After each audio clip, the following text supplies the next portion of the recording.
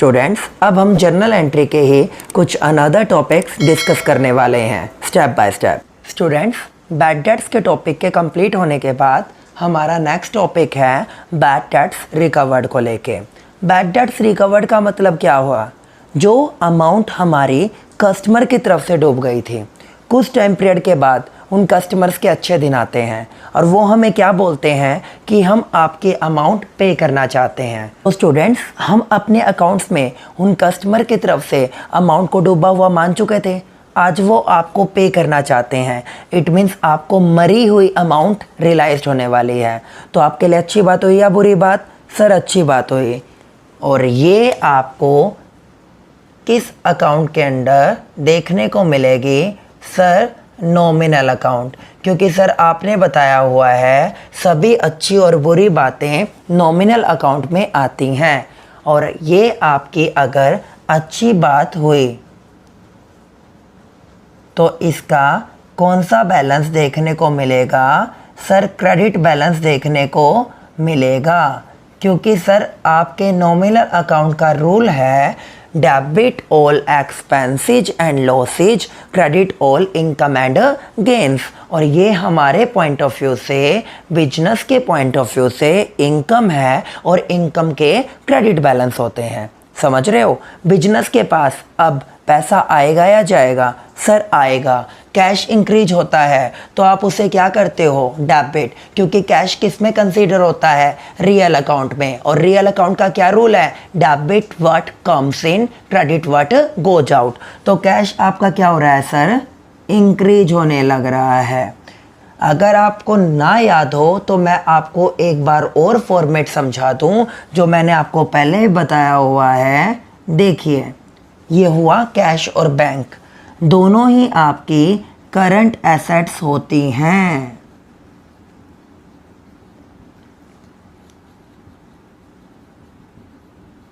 और sir assets के debit balance होते हैं। तो हम इन्हें क्या कर देंगे? दोनों को डेबिट। अगर आपकी एसेट्स की वैल्यू इंक्रीज होती है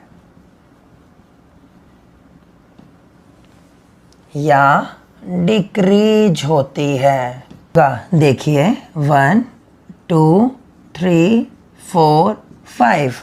अगर मैं इन आइटम को प्लस करने की बात करूं तो सर डेबिट में डेबिट प्लस होगा और डेबिट में क्रेडिट माइनस होगा। तो इट मीन्स अगर कैश और बैंक के बैलेंस बढ़ेंगे आप उन्हें दोनों को क्या कर दोगे? डेबिट। और अगर वो डिक्रीज हो जाएंगे तो आप उन्हें क्या कर दोगे?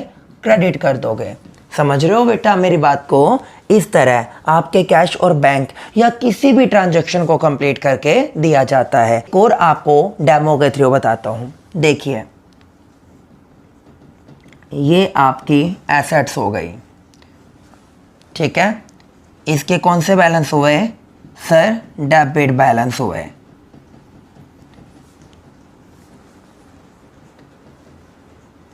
ये इंक्रीज भी हो सकती है और ये डिक्रीज भी हो सकती है।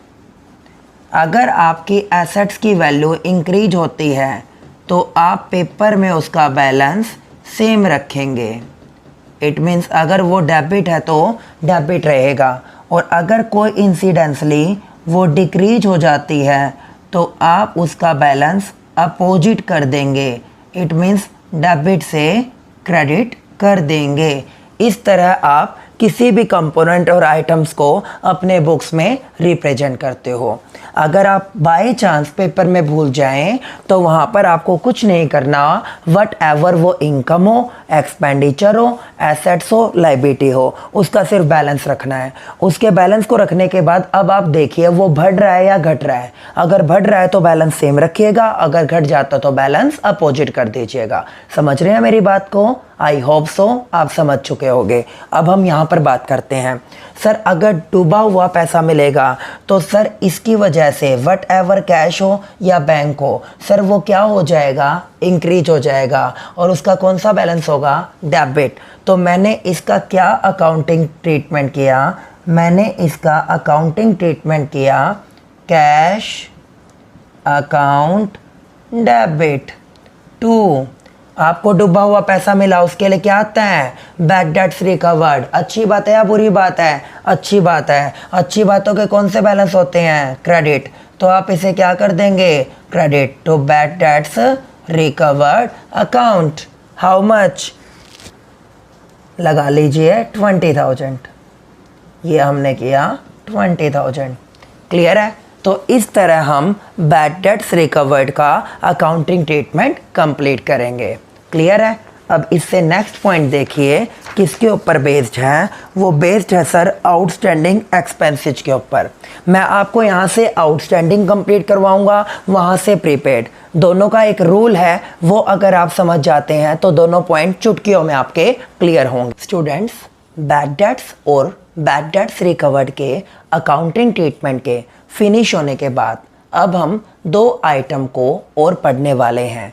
First one is outstanding expenses and another one is prepaid expenses. Outstanding इसका मतलब कुछ चुकाना बाकी है, प्रीपेड एडवांस में पे कर चुका हूँ। एक में देना बाकी है, एक में एडवांस में दे चुका हूँ। इस तरह इन दोनों में बेसिक डिफरेंस पाया जाता है।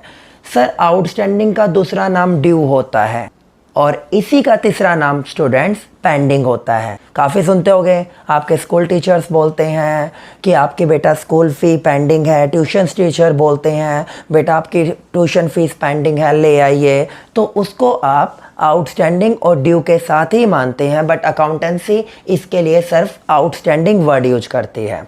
ठीक है।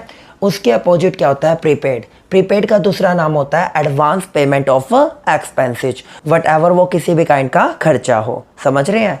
तो आपको अगर इन दोनों पॉइंट्स को पढ़ना है तो आप इसके रूल को समझ लीजिए, आप जिंदगी भर कभी इन्हें नहीं भूलने वाले।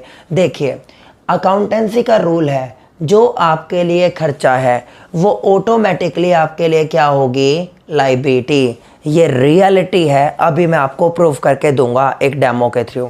और मुझे बोलता है जो आपके लिए इनकम पाई जाएगी वो ऑटोमेटिकली आपके क्या बन जाएगी, एसेट्स।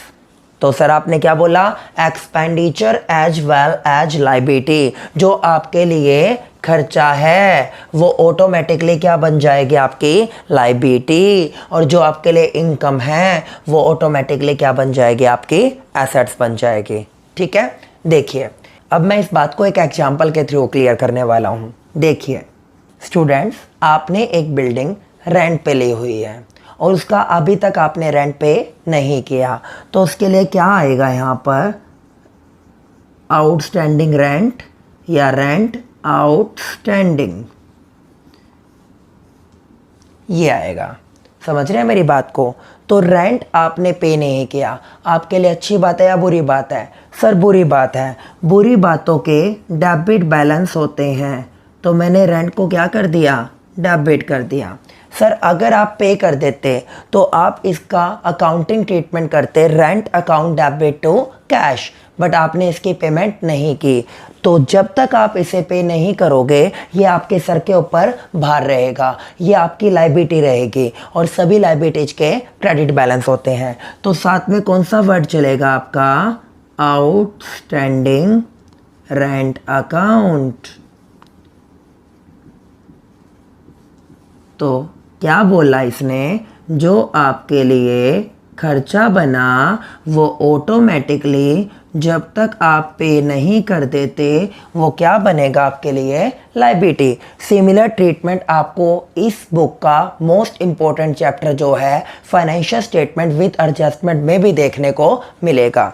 एक बार ये कहाँ पर आएगा, प्रॉफिट एंड लॉस अकाउंट के डेबिट साइड में, क्योंकि खर्चा है, और दूसरी तरफ आपने चुकाया नहीं तो कहाँ पर देखने को मिलेगा, बैलेंस शीट की लायबिलिटी साइड में। समझ रहे हो मेरी बात को। तो इस तरह इस रूल को हमने यहाँ पर प्रूव किया। यही आपकी जर्नल एंट्री भी है, चेक कीजिएगा। फिर दूसरा है आपका इसके साइड में प्रीपेड एक्सपेंसेज। प्रीपेड का मतलब एडवांस पेमेंट ऑफ एक्सपेंसेज। ये भी रूल के ऊपर चलेगा। यहाँ पर आपने रेंट चुकाया नहीं था, यहाँ पर आपने 3 महीनों का एडवांस रेंट दे दिया, तो उसके लिए यहाँ पर क्या आएगा, एग्जाम्पल में prepaid rent. Prepaid rent suppose करते हैं 7,000, ये आपने चुका दिया। अब यहाँ पर क्या होगा, आपने प्रीपेड दे दिया तो आपके लिए एक तो इनकम बन जाएगी, दूसरी तरफ एसेट्स। तो आपने क्या एंट्री कर दी, prepaid rent account debit. Sir आपको नेक्स्ट ईयर तो दोबारा नहीं देना पड़ेगा, तो वो आपके लिए क्या बन जाएगी, इनकम बन जाएगी नेक्स्ट ईयर के पॉइंट ऑफ व्यू से। तो आपने रेंट को क्या कर दिया, यहाँ पे क्रेडिट कर दिया। ये अच्छी बात है, इसीलिए इसका कौन सा बैलेंस होगा, क्रेडिट होगा। और इसको आप कहाँ पर दिखाओगे, प्रॉफिट एंड लॉस अकाउंट की क्रेडिट साइड में। समझ लो मेरी बात को। दूसरी तरफ आपका जो प्रीपेड है, आपने एडवांस में जो पे किया है, वो आपके लिए क्या बन जाएगी, करंट एसेट्स। तो ये कहाँ पर शो होगी, बैलेंस शीट की एसेट्स साइड में। समझ रहे हो बच्चों मेरी बात को। तो इस तरह आप आउटस्टैंडिंग एक्सपेंसेज और प्रीपेड एक्सपेंसेज का अकाउंटिंग ट्रीटमेंट करने वाले हो। क्लियर है। अब हम चलते हैं आगे। स्टूडेंट्स, नेक्स्ट टॉपिक हमारा रहने वाला है इंटरेस्ट ऑन कैपिटल और इंटरेस्ट ऑन ड्राइंग के अकाउंटिंग ट्रीटमेंट को लेके, कि उसका जर्नल एंट्री में क्या अकाउंटिंग ट्रीटमेंट रहने वाला है।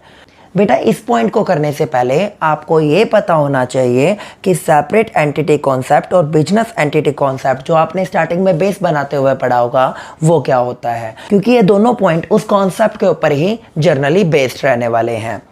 Separate entity concept and business entity concept क्या बोलता है कि अकाउंट्स के पॉइंट ऑफ व्यू से बिजनेस और बिजनेस पर्सन दोनों अलग अलग होते हैं, और अकाउंट्स हमेशा बिजनेस को कंसीडर करती है और किसको इग्नोर कर देती है, बिजनेस मैन को। समझ रहे हैं मेरी बात को। बिजनेस मैन का काम होता है बिजनेस में पैसा लगाने का। आफ्टर दैट पूरी लाइफ टाइम तक किसका नाम चलता है, बिजनेस का नाम चलता है। आप सुनो, बिजनेसमैन बिजनेस में अगर पैसा लगाएगा तो कुछ तो डिमांड करेगा, सर एट लास्ट उसे क्या मिलेगा, प्रॉफिट मिलेगा। बट जो उसने वो पैसा बिजनेस में इंट्रोड्यूस किया जिसको आप कैपिटल बोलते हो, उसके ऊपर वो किसकी डिमांड करेगा, इंटरेस्ट की डिमांड। पे किसको करना है, बिजनेस को पे करना है। बिजनेस के लिए अच्छी बात है या बुरी बात है, सर बुरी बात है, क्योंकि उसे पे करना आता है। और बुरी बातों के कौन से बैलेंस होते हैं, डेबिट बैलेंस, क्योंकि सर वो कवर करेगा नॉमिनल अकाउंट को।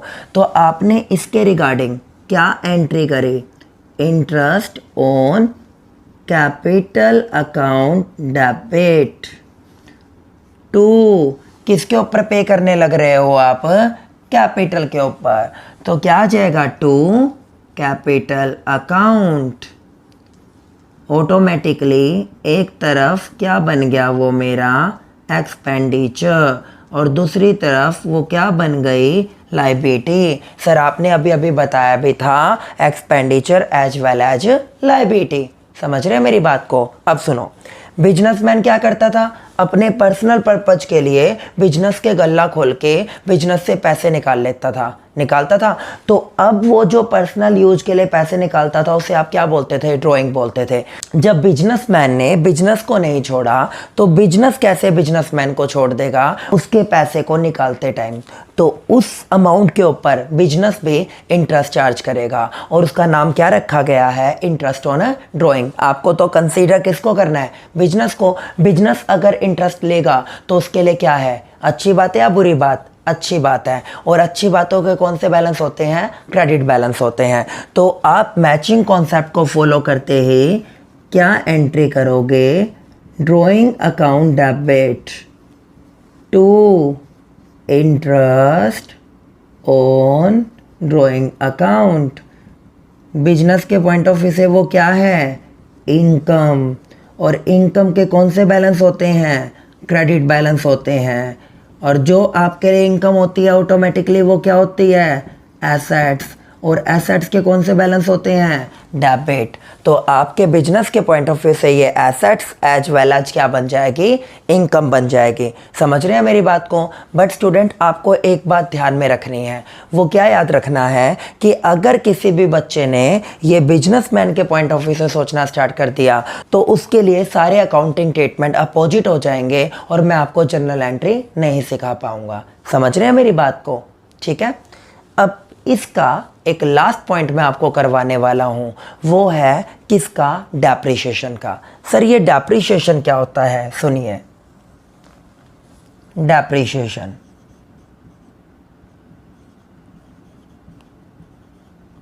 स्टूडेंट्स जनरली आपकी जो फिक्स्ड एसेट्स होती हैं वो दो टाइप की होती हैं। एक होती है फिक्स्ड टेंजेबल एसेट्स और एक होती है इनटेंजेबल एसेट्स।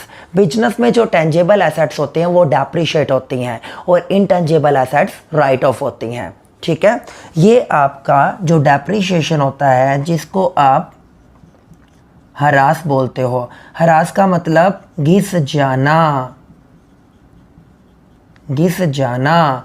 ये किसके ऊपर लगता है? सर ये लगता है फिक्स्ड टेंजेबल एसेट्स के ऊपर।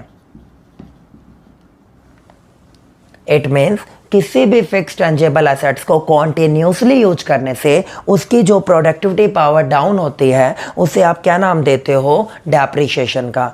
सर साफ तौर की बात है कि डेप्रिसिएशन आपके लिए कौन सी बात होगी? बुरी बात होगी।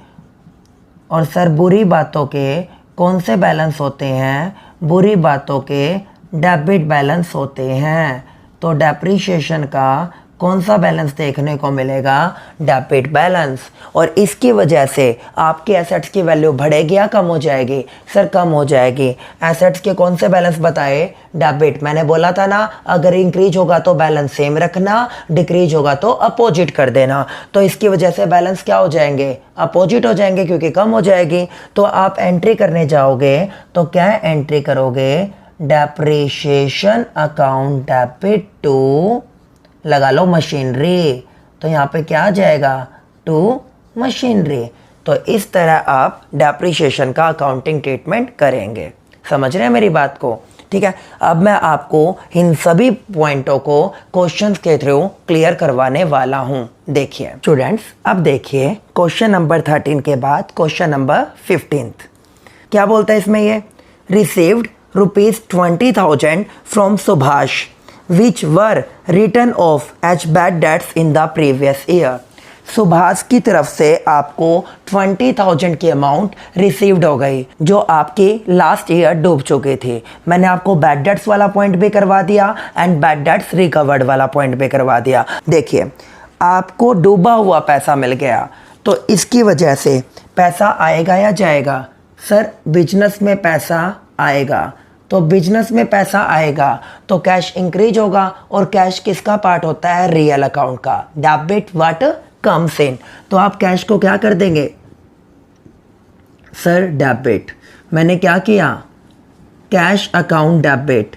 डूबा हुआ पैसा आ गया। अच्छी बात है या बुरी बात है? सर अच्छी बात है। अच्छी बातों के कौन से बैलेंस होते हैं? क्रेडिट बैलेंस होते हैं क्योंकि वो नॉमिनल अकाउंट को रिप्रेजेंट करता है। नॉमिनल अकाउंट का क्या रूल है? Debit all expenses and losses, credit all income and gains. ठीक है। तो आपने क्या कर दिया यहाँ पे? To bad debts recovered account. कितना आ जाएगा? सर 20। ये कर दिया हमने। Second point, salary due. Due का दूसरा नाम होता है सर आउटस्टैंडिंग। क्लर्क ने आपके लिए काम तो कर दिया बट आपने अभी तक उसको सैलरी नहीं दी। मैंने आपको क्या बोला था? अकाउंटेंसी का rule, expenditure as well as liability. जो आपके लिए खर्चा है वो ऑटोमेटिकली आपके लिए क्या हो जाएगी? लाइबिलिटी हो जाएगी, है ना? देखिए सैलरी ड्यू टू क्लर्क ₹50,000। तो आप क्या करोगे? Salary account debit, salary account debit to outstanding salary account. Sir एक तरफ तो वो मेरे लिए एक्सपेंडिचर हो गया इसीलिए डेबिट किया, दूसरी तरफ सर वो मेरे लिए लायबिलिटी हो गई। कितने से? सर 50,000।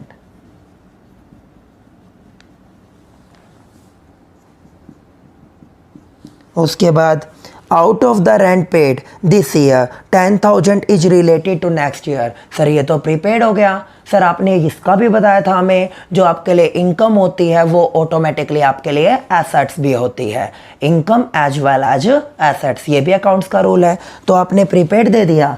प्रीपेड के रिगार्डिंग क्या एंट्री बताई थी मैंने? Prepaid rent account debit to rent account. Prepaid rent क्या बन जाएगी? एसेट्स। कौन से वाली? Current assets. और एक रेंट आपको नेक्स्ट ईयर दोबारा पे नहीं करना पड़ेगा, तो ये किसको डिस्क्लोज कर रहा है? इनकम को। दैट्स वाई इसका कौन सा बैलेंस बना? क्रेडिट बैलेंस बना।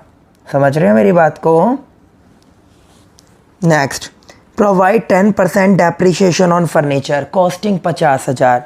सर आपका 50,000 रुपये का फर्नीचर है, 50,000 का 10% कितना डेप्रिशिएशन बनता है?